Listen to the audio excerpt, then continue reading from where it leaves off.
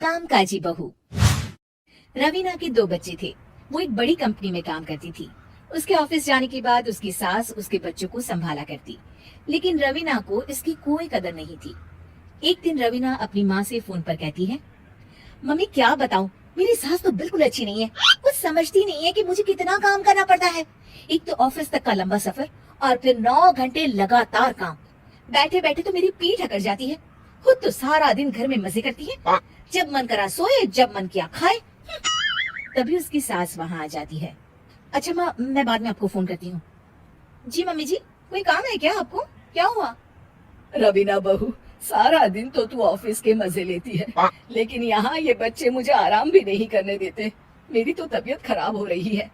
तो आपको लगता है कि मैं दफ्तर में मौज करती हूँ? आपको क्या समझाऊं, छोड़िए। माँ, काम करना भी जरूरी है। मजबूरी नहीं होती तो मैं खुद ही अपने बच्चों को देख लेती। अब आज तो छुट्टी है ना, आज तो कम से कम घर का काम कर ले। बहू काम शुरू करती है। बच्चे के साथ काम करना उसके लिए असंभव हो जाता है।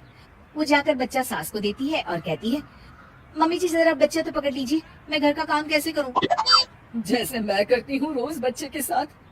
तुझे बताऊं तो तू सोचती है कि कोई बड़ा काम तो है नहीं, बच्चा तो सोता रहता है। अब देख लिया।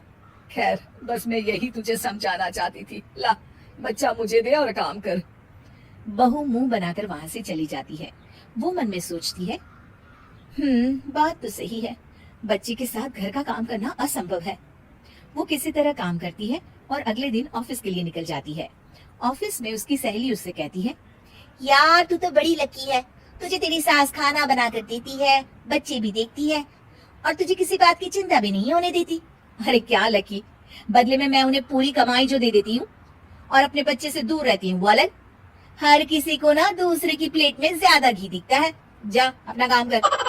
अरे फिर भी ये तो है, यहाँ हमारे बच्चे को मैं क्रैश में छोड़ती हूँ, हर पल डर लगा रहता है कि क्या कर रहा होगा। खैर चल, मुझे क्या।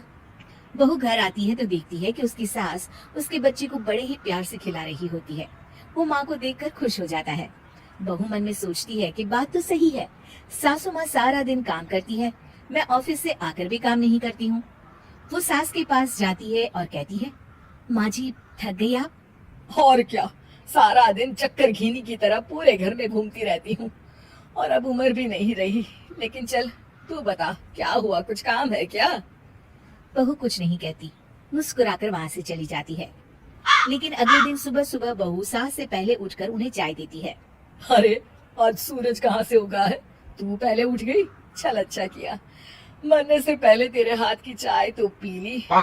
चलो अब चलकर किचन में लगूं। माँ जी, आपको आज से काम करने की जरूरत नहीं है। काम करने की जरूरत नहीं है मतलब? क्या तू करेगी आज से सारा काम? इतने अच्छे तो हमारे नसीब नहीं है भाई।